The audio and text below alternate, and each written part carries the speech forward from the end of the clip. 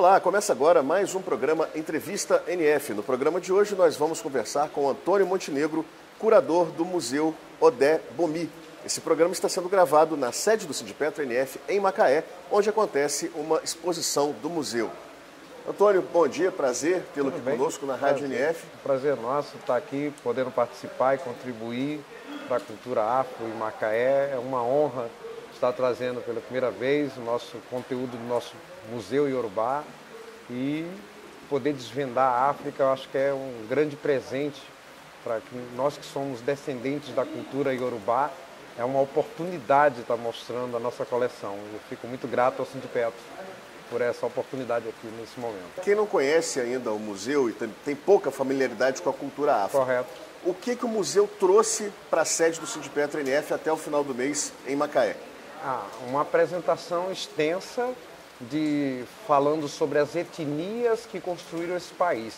Na realidade, essa exposição tem um título e é um agradecimento às mulheres negras que construíram esse país.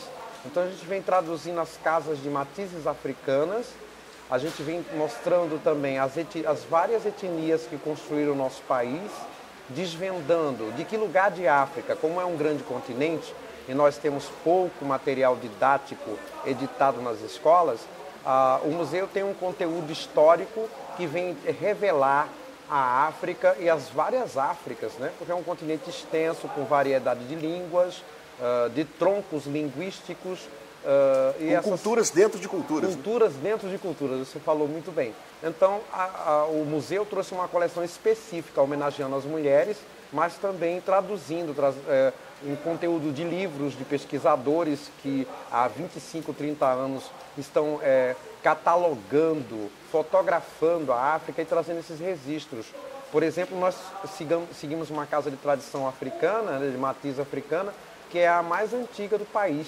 Nós somos da casa do fotógrafo Pierre Fatumbi Verger, somos de um axé chamado Axé Opó Afonjá, e essa casa tem em Salvador, hoje a sede está em Salvador, mas ela é no Rio de Janeiro, iniciou no Rio de Janeiro, em Coelho da Rocha, e hoje ela se expandiu no Brasil inteiro, é um tronco linguístico que vem de Nigéria, e todos que entraram para o axé também se apropriaram da questão cultural, de divulgar, difundir, e nós temos vários artistas plásticos que saíram de nossa casa, escritores, fotógrafos, e como sou descendente de iorubás, senti a necessidade de contar a história do meu avô, do meu bisavô, e em honra dessa família iorubá, né, que ainda hoje não tem, as escolas não têm um conteúdo para contar essa história para seus descendentes. Então nós temos a obrigação, enquanto descendentes diretos, de catalogar, registrar e divulgar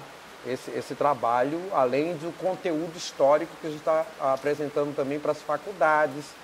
As pessoas que estão se formando em História da África também não têm esse conteúdo em livros e, como Casa de Matiz Africana, a gente tem a obrigação de esclarecer o que é a África dentro do nosso país.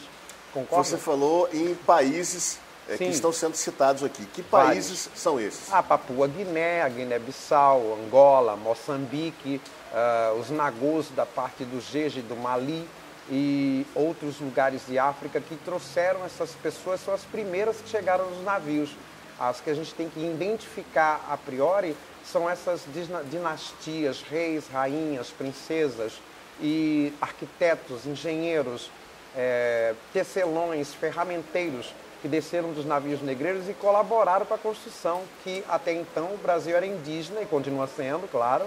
A nossa primeira mãe é o povo Tupi-Guarani, e os africanos vieram colaborar para a construção do país com seu colonizador, né, o português que os trouxe. Então a gente tem que identificar quem chegou nos navios e de que lugar, então das várias Áfricas, né, da parte ocidental, oriental, e a gente tem que mostrar que costumes eles têm nos seus países, que língua que fala. Por exemplo, de onde vem o meu avô era nigeriano, então o tronco linguístico dele é iorubá. Só na Nigéria são 51 etnias, tem várias línguas dentro de um país só, e não se cruzam, não se entendem, tem costumes diferenciados. Então a gente tem que traduzir isso para saber de que raiz que a gente é, de que casa, que costume é do nosso bisavô, tataravô, o que é que ele fazia, e que ele continua fazendo na sua tribo, na sua savana. Então, entender a África é importante porque não aconteceu um registro histórico verdadeiro desses vários escravos. Então, temos que ir desvendando aos poucos. E o museu é só uma ferramenta, uma das tantas, que existem tantas ferramentas tentando se juntar e trabalhar e mostrar e desvendar, né? Para fechar essa cadeia, não né? é só. Essa cadeia precisa, principalmente no Rio de Janeiro.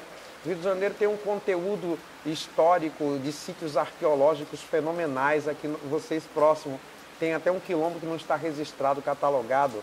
Deve-se dar o registro a esse povo, esses descendentes de quilombola, e registrar essa terra e ver o sítio arqueológico onde eles vivem, para ajudar justamente no conteúdo que tem que ser realizado em livro, para facilitar os professores a apresentar essa história de fato, como ela é, já que não está colocada nos livros que nós temos aí, que foi, claro, tratado por um olhar do colonizador.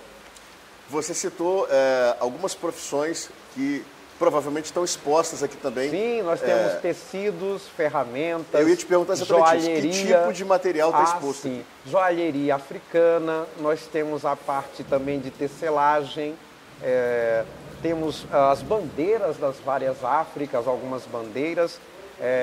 Instrumentos musicais também? Instrumentos musicais, nós temos ferramentas em madeira, em ferro, em aço, em cobre.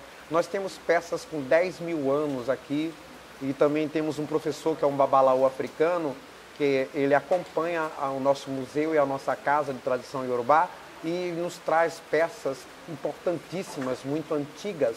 E nós temos assim um material impecável no nosso museu. Ele é um museu que está iniciando, é um menino que só tem 4 anos e que pretende crescer. E temos peças importantes que o IFAM ficou assim muito feliz de poder nos ajudar para nos tornar museu por conta dessas peças e também da assessoria dos iorubais na nossa casa. E nem todas essas peças foram utilizadas no Brasil. Algumas, então, Sim, vieram diretamente da África para o museu. Temos peças com mais de 10 mil anos na nossa casa.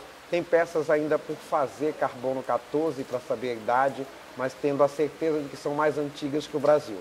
Temos 8 peças fenomenais no nosso museu, além de cadeiras construídas no Brasil por africanos, cadeiras com 420 anos, tijolos que foram construídos por mão africana da Casa do Barão de Itanhaém. Então o conteúdo do museu é bem vasto. O público que quiser apreciar essas peças que estão expostas na sede do Sindipetro em Macaé, o que pode fazer? Tem um programa que está disponível e todos são convidados a participar.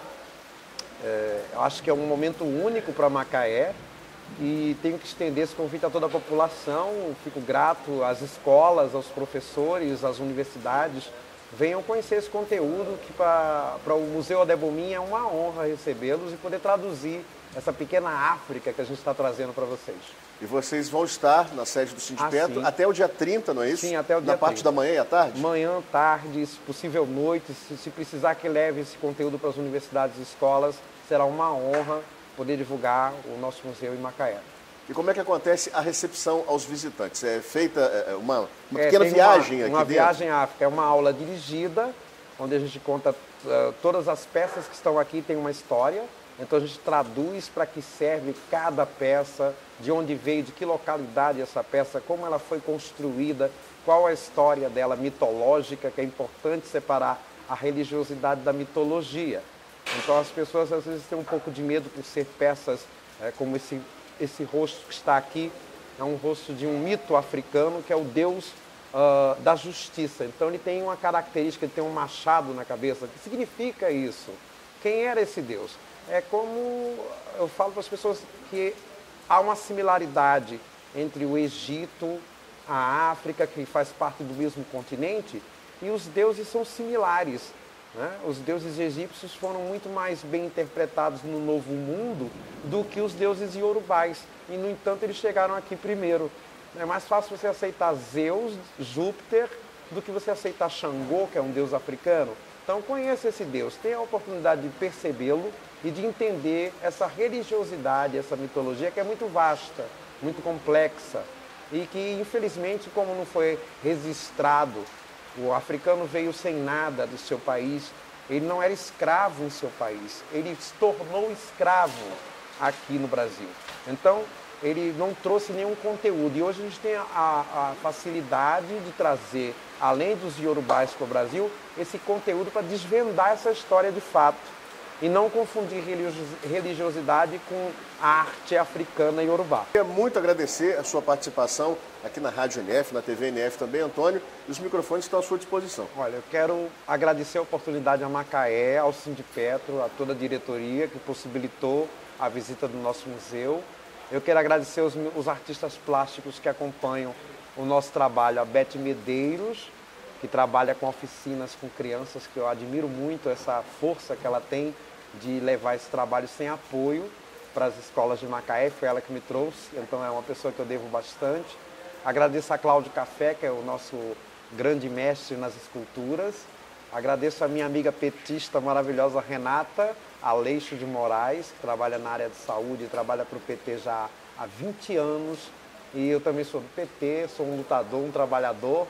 E estou cumprindo o meu papel, né, de afrodescendente, que é trazer esse registro. Muito obrigado, então, Antônio. Você assistiu a trechos do Entrevista NF de hoje com o Antônio Montenegro, ele que é curador do Museu Odé Bomi.